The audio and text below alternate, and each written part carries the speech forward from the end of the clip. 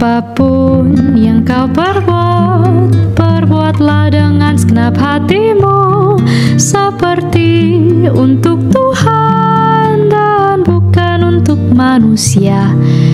Kerjakan dengan setia apapun yang ia percayakan, mahkota kehidupan ia janjikan,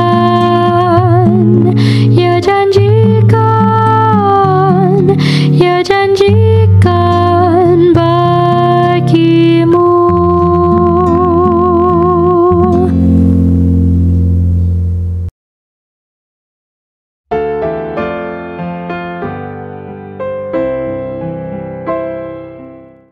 It is September 14th, 258 AD, and we see Cyprian, the bishop of Carthage and one of the greatest Latin theologians that the world would know. Only in this case, he is on trial. He is brought before the Roman Council on orders by the emperor that all Christians should be examined, and those found to be truly Christian should be executed.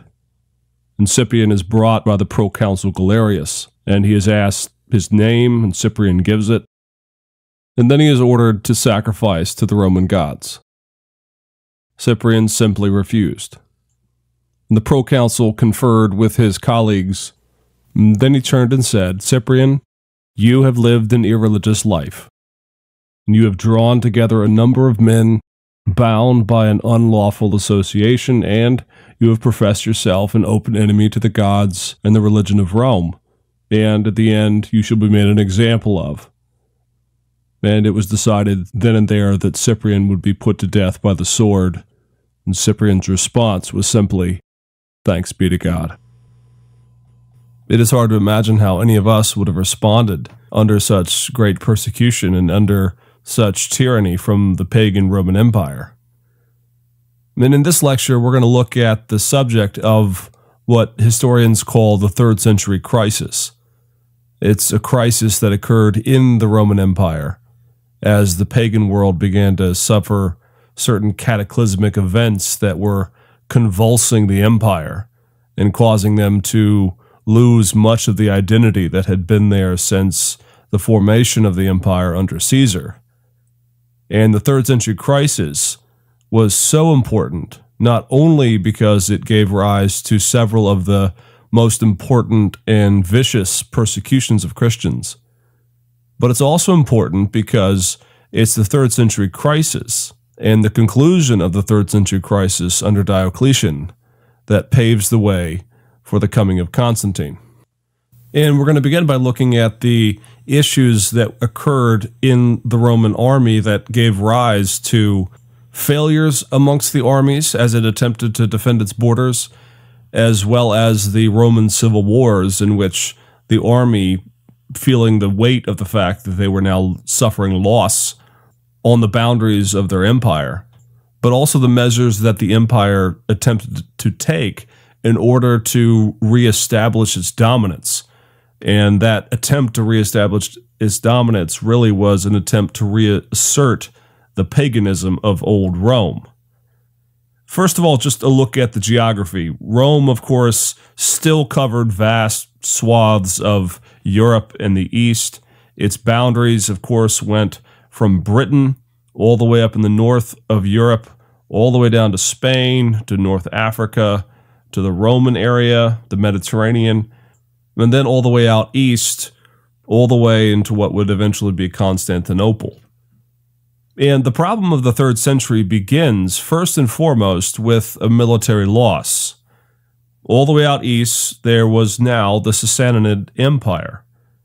And the Sassanid Empire was a pretty significant force. They had cavalry, they had infantry that were equally matched with the Roman army at the time.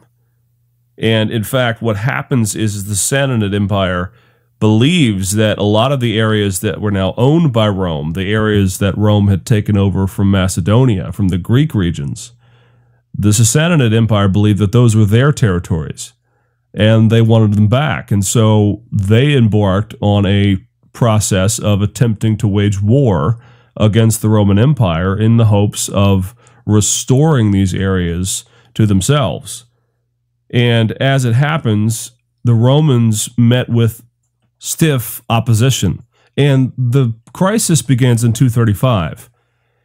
The Emperor Alexander Severus attempted to go out east and put a stop to the Sassanid Empire and its attempt to recapture these lands.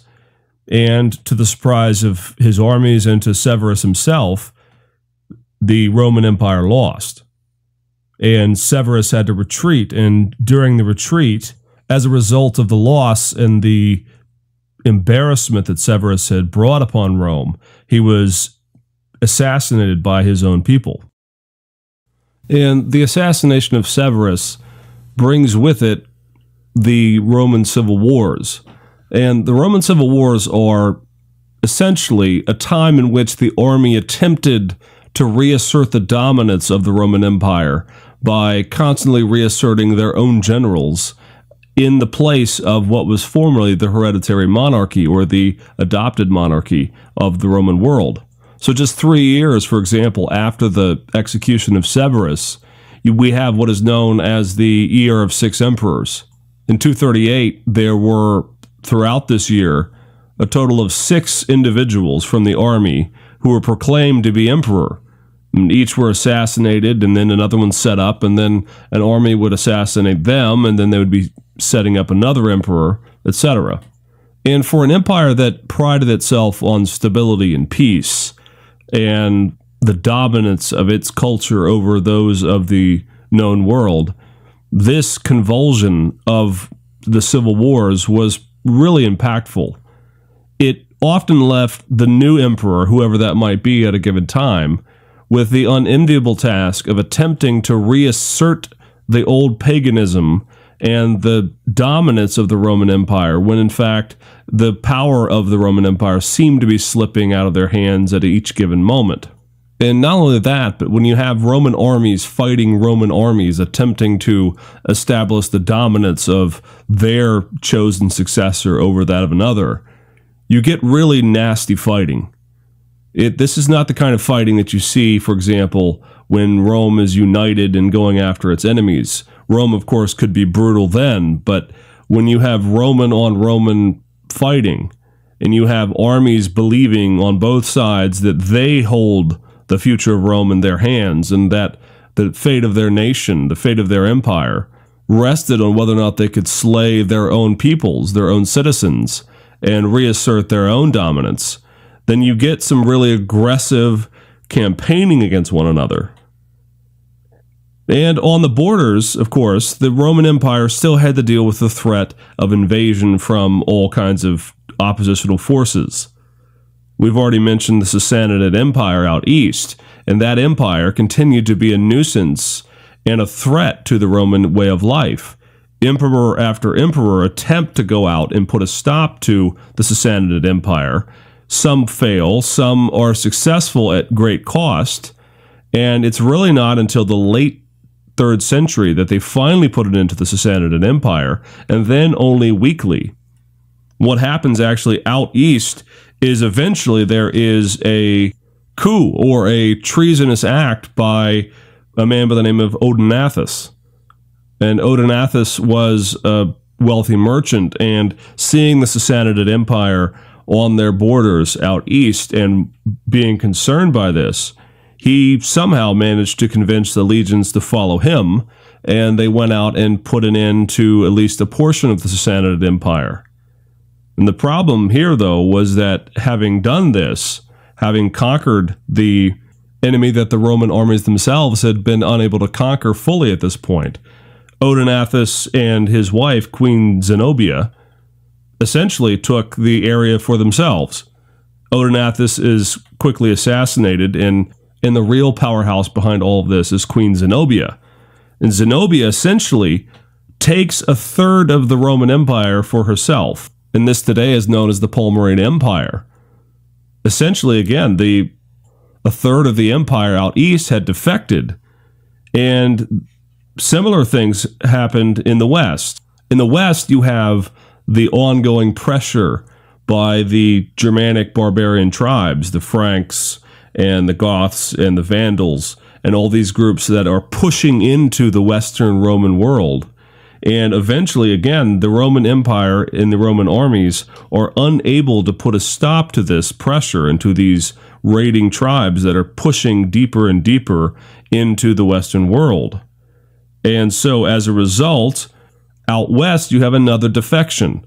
In 260, Postumus, a general in the Roman army of the West, defected and created for himself a region that we today call the Gallic Roman Empire. And so by 260, as a result of a number of the convulsions and the fighting and the Roman civil wars, what you end up having is a divided empire for the very first time, again, since the beginning, since the indomitable conquering spirit of the Roman Empire. You now have dissension. You have essentially three sub-empires, three pieces of the empire that are broken up.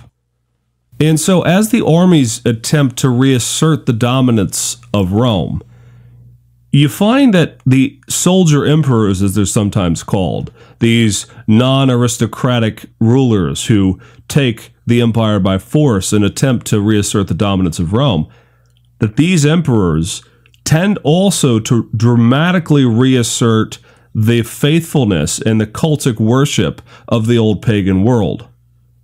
A lot of this is difficult to get our arms around fully. It seems that the armies in particular were places of real serious devotion to the gods. And so there is some argument to be had that the emperors, whenever they were soldiers, brought with it a martial ethos of devotion to the gods, that these emperors wanted a certain stability of Roman culture. And the way that they sought that was very often through enforced regulation of civic worship. And so you see during this exact same time, during the Roman civil wars and during the martial ethos period of the 3rd century crisis, a number of global persecutions of the Christian faith that did not exist before. Now, of course, there had been persecutions in the earlier centuries of the church. We can't read the book of Acts or the book of Revelation, and we can't read the early church fathers without becoming painfully aware of the extent to which there were small pockets of serious persecution of the Christians. And at times, particularly under Nero and Domitian, there was an attempt to institute something like a global persecution of Christians. But it's not until the 3rd century that you start to see serious persecutions on a global scale undertaken with the severity that we see in the 3rd century. Two in particular should be noted. In 250 and 251, there was what we today call the Decian persecution. That is, the persecution enacted by Trajan Decius. And Decius had a number of reasons for this, the most famous of which was the Cyprian plague. This plague gets its name from Saint Cyprian, who would be martyred under Decius. And the Cyprian plague was, we think, the smallpox or something like this. It was a pandemic that swept through the Western Roman world. And it seems as if Decius, among others, were concerned by this. Of course, in Roman pagan religion, it's not simply the fervent belief of the few that win the appeasement of the gods. But as we see throughout Greco-Roman mythology, even a few who abstain in a culture, those who might be attending, say, a public event and there's a sacrifice to the gods, well, if not everyone participates, even a small few, then according to the old pagan ways of religion, the gods could become angry because not everyone has at least given some mental assent to the pagan sacrifice to them. Whatever the case, Trajan Decius enacted one of the most severe persecutions that we have in early church history.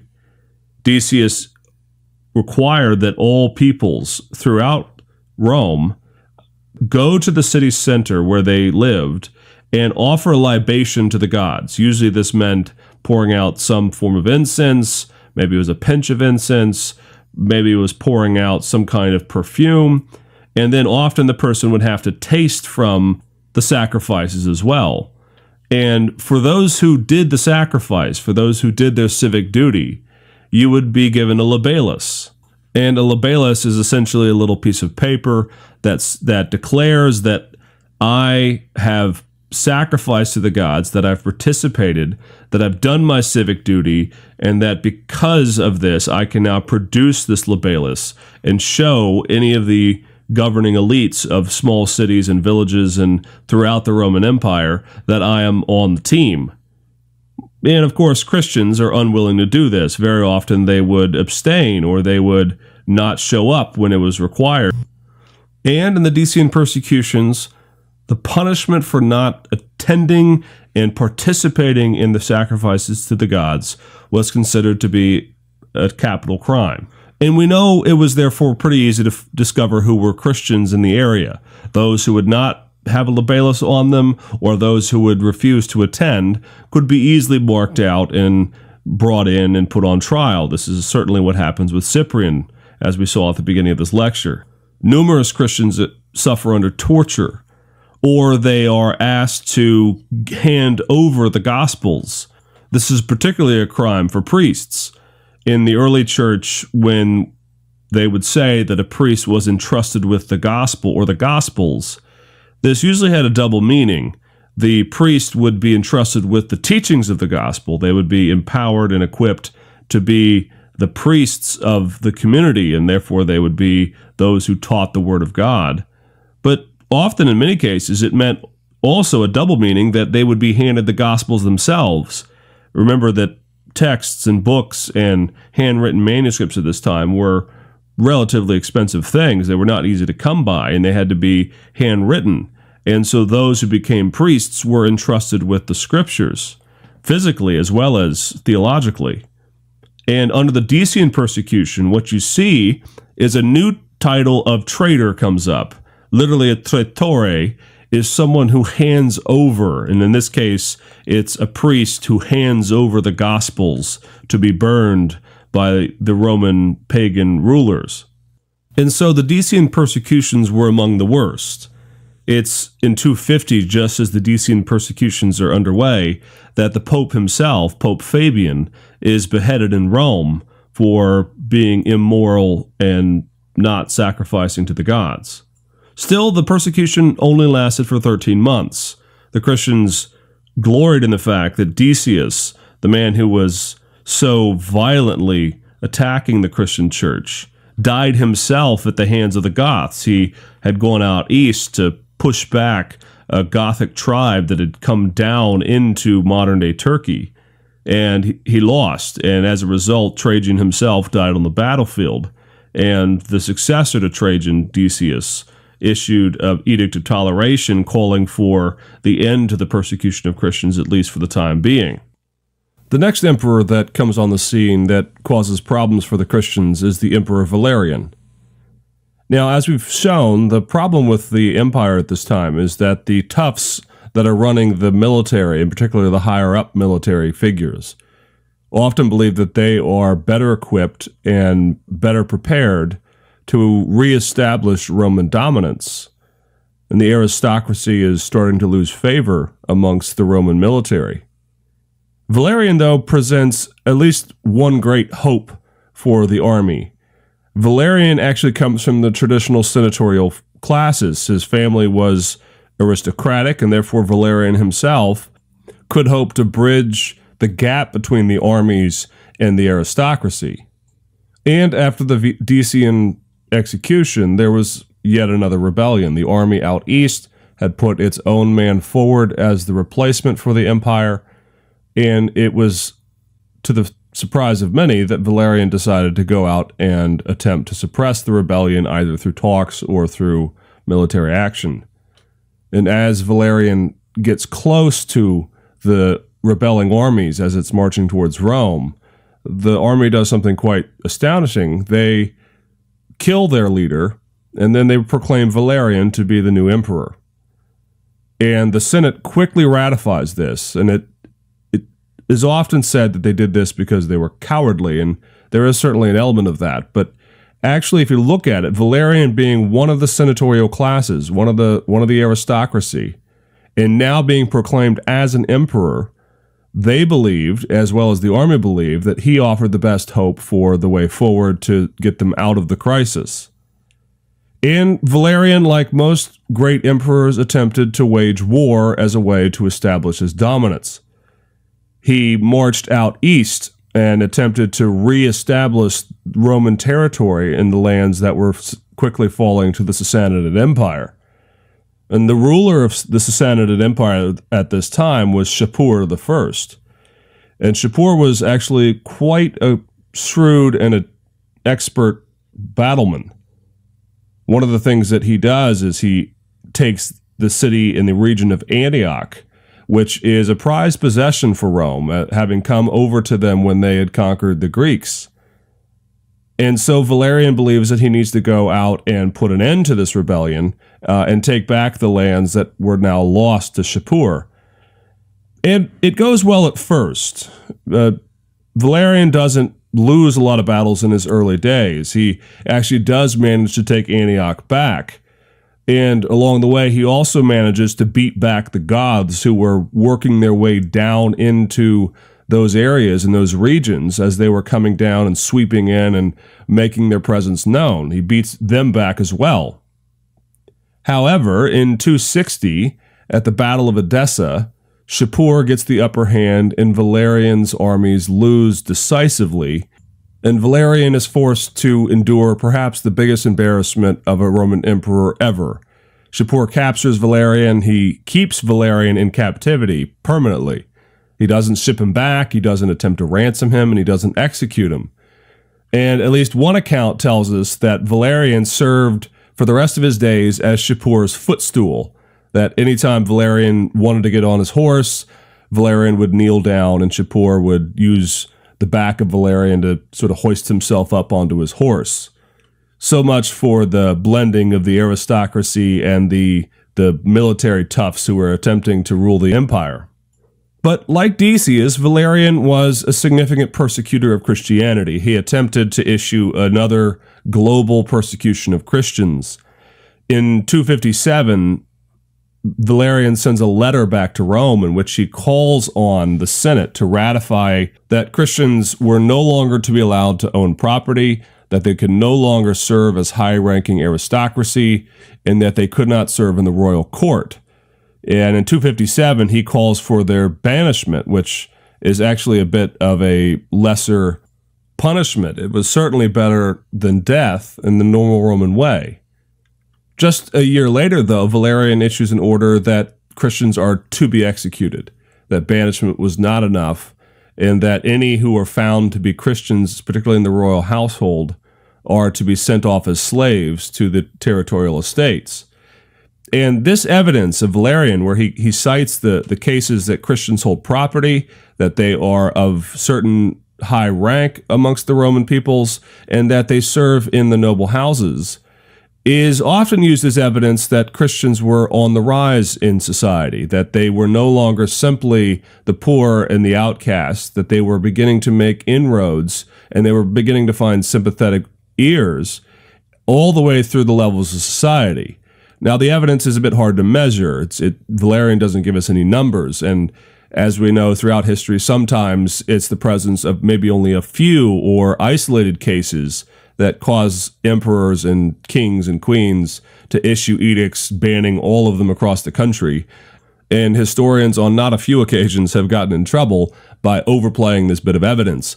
The simple answer is we don't know what this means. Does this mean that Christianity is rapidly rising in society, or does it mean that there are a few isolated, worrisome cases to Valerian, and he wants to stamp out any Christian presence, no matter how small, for the sake of appeasing the gods? The simple answer is we don't know. In the end, though, the first two great global persecutions during this empire are really one of the cataclysmic events for the church. A number of Christians caved under the threat of torture, or for the sake of losing their lives entirely, or perhaps because some of them were lukewarm and they were not truly Christians and they were doing so for other reasons entirely. Still, what happens is the two great emperors who issue global persecutions of the church end up meeting two of the worst fates any Roman emperor had ever faced. One is killed really as a sign of the increased weakness of the Roman army to beat back the armies on the east, their enemies. And another, even worse, is made a perpetual footstool to a pagan Persian emperor. And Christians were not slow to point out the fact that if you persecute God's people, God will simply humble you, that he will bring you down and make you lower in the eyes of your own people. Still, the impact on the church of the persecution era of the 3rd century is significant. The persecutions were worse than they had occurred in the early centuries of the church, particularly under Nero and Domitian. These persecutions were global, they were purposeful, they were attempting to weed out any Christian whatsoever, not just simply the Christians who happened to be in the wrong place at the wrong time. Within the church, though, besides the fact that they could gloat a little bit at the destruction of the tyrants who were persecuting them, the church went through a number of changes and a number of convulsions as a result of the persecutions. Perhaps the greatest issue would be, how do you deal with those who had lapsed, with those who had given up the faith vocally or even handed over the Gospels? Do they need to be rebaptized? Have they lost their faith forever? If they're a clergyman, if they're a priest, can they be restored to the priesthood, or are they now subject to being simply a layman for the rest of their lives? Have they given up their ordination vows because they gave up their call to follow Christ even unto death? Now, a number of these issues are really only on the horizon. They're sort of percolating below the surface, but they will quickly come to a head with the rise of the Donatist party.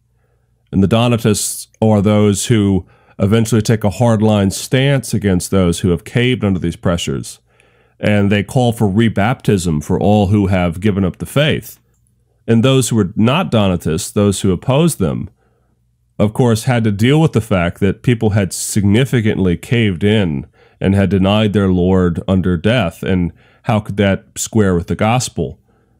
And the answer they often gave was they pointed to the Apostle Peter, that Peter, under pain of death, had caved and denied his Lord 3 times, at the cross, no less. Peter had found forgiveness in Christ, and Peter had been restored, and he had still been one of the apostles and one of the leaders of the early church. And the non-Donatists, of course, said, how could we follow the apostles and the apostolic teaching and not own up to the fact that we are sinners, and even sinners who deny the faith need to be restored? And the conclusion to the story of the Donatists will finish up in our lecture under Constantine. Constantine will eventually rule against the Donatists.